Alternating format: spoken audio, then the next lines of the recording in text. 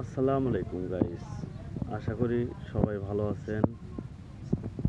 ভালো থাকাই যে সবাই কামনা করি, সবাই সুস্থতা কামনা করি, সুন্দর থাকুন, ভালো থাকুন। আজকে আমি নতুন একটি ব্লগ ভিডিও নিয়ে হাজির হলাম। এটা হচ্ছে আপনার ঘাটনা ব্রিজের বর্তমানে যে চিত্র সেটি দেখতেই পাচ্ছেন। পশ্চিম পাশ সহকারে আপনার থাকছে আমার ভিডিওতে আজকে পূর্ব পার সহকারে ভিডিও। পূর্ব পার ও পশ্চিম পার দুই পার নিয়েই ভিডিও থাকছে আমার চ্যানেলে। আপনি যদি আমার চ্যানেলে নতুন হয়ে থাকেন তাহলে চ্যানেলটিকে সাবস্ক্রাইব করে একটি লাইক দিয়ে কমেন্ট করে আমার সঙ্গেই থাকতে পারেন। বর্তমানে নদীতে পানি আছে খুব ভরপুর। আপনারা যদি এই সময় পিকনিকে যান তাহলে যেতে পারেন। এটা ভিডিওটি আমি ধারণ করেছি মঙ্গলবার বেলা 4টের দিকে ভিডিওটি ধারণ করেছি। আমি ব্যস্ততা থাকার কারণে ভিডিওটি আপনাদের মাঝে দিতে পারিনি, তবে আজকে থেকে আমার চ্যানেলে নতুন ভিডিও আপনারা পাবেন আশা করি।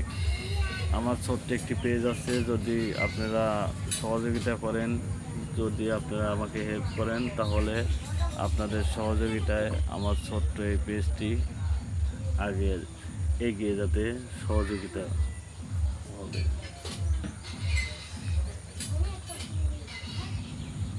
আমার ভিডিও যদি ভালো লেগে থাকে তাহলে চ্যানেলকে সাবস্ক্রাইব করে লাইক কমেন্ট শেয়ার করে আমার সঙ্গেই থাকতে পারেন। আর ঘাটনা ব্রিজে যদি ঈদের 15-20 দিনের মধ্যে আপনি ঘুরতে আসতে পারেন তাহলে অনেক সৌন্দর্য উপভোগ করতে পারবেন। নদীতে পানি আছে, পিকনিকের নৌকাও আসা যাওয়া করছে, খুব মানে সব কিছু মিলিয়ে বলা যায় যে আপনি ভালো একটি এনজয় পেতে পারেন।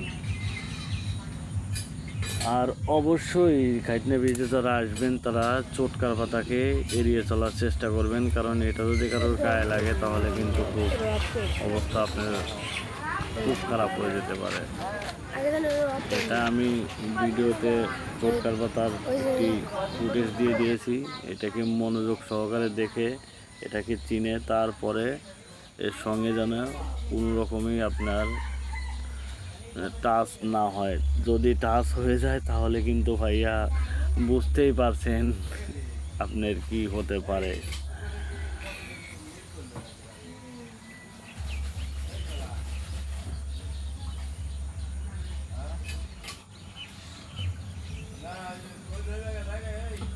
আমার একটি টিকটক আইডিও আছে, আপনারা পারলে সেখান থেকেও ঘুরে আসতে পারেন।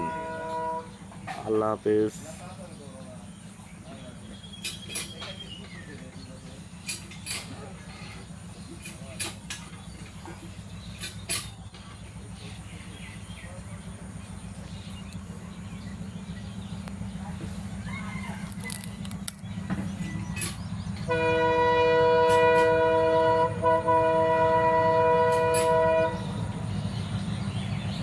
আর একটি কথা গাইস, সেটা না বললেই নয়, আপনার ঘাটনা ব্রিজের রেলিংটা কিন্তু খুবই আপনার উচ্চতা কম। যারা আপনার ট্রেনে ভ্রমণ করছেন আমার কথাটি মনোযোগ দিয়ে শোনার চেষ্টা করবেন।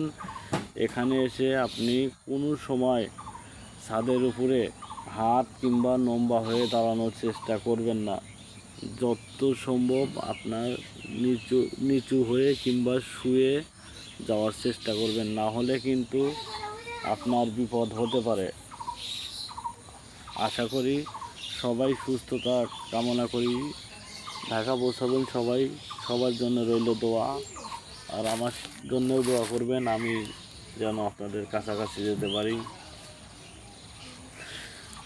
আসসালামু আলাইকুম।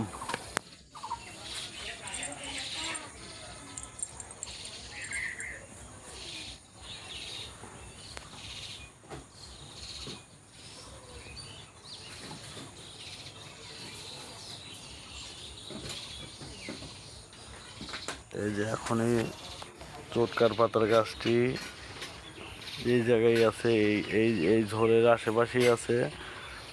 খুব ফলো করে সাবধানে আপনারা কিন্তু যাওয়ার চেষ্টা করবেন। আমি এখানে দেখিয়ে দেবো কোনটি চটকার পাতা।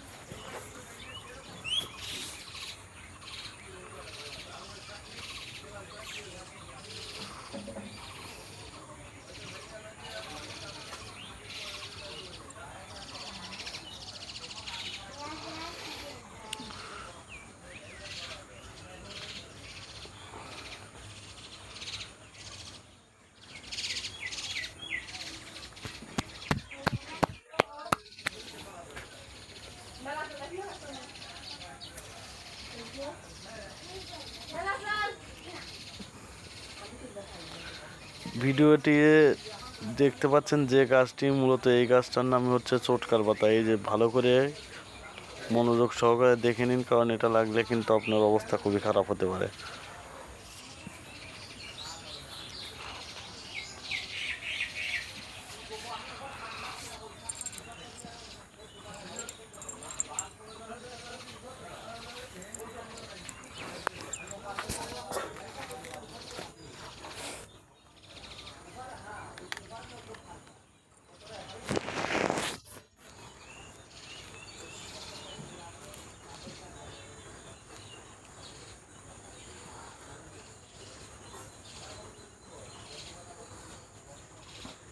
এই দেখুন, এই যে ফুচকার দোকান, এটি ওই সাইডে আছে পপকর্নের গাড়ি, পেয়ারা,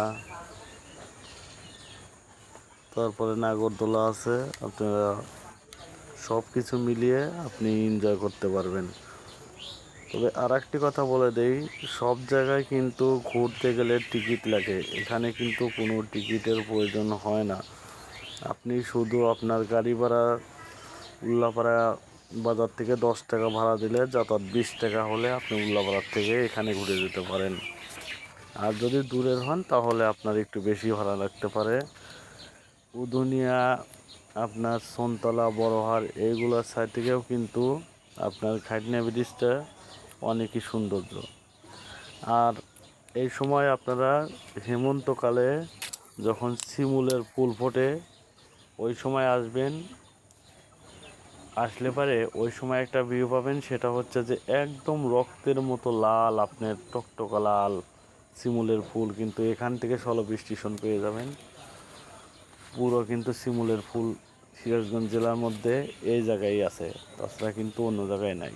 অবশ্যই কিন্তু সামনে বছরে আপনার হেমন্তকালে শিমুলের যখন ফুল ফুটবে তখন এসে এটাকে উপভোগ করবেন, দেখে যাবেন, দেখবেন কত সুন্দর।